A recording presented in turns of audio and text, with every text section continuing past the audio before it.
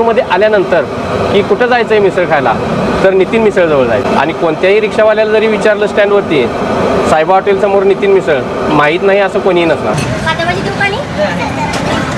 कोल्हापूरची रांगडी चव नितीन मिसळ म्हणजे नादखुळा मिसळ.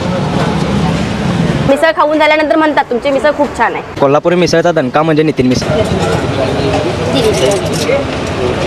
ग्राहकाबद्दल बोलायचं म्हणलं तर ग्राहकांनीच मला आधी तो उभा केलेला आहे. कोल्हापूरकरांसाठी त्यांना सांगेन की आता फडतरीकडनं बाहेर या आणि जरा इकडे पण बघा.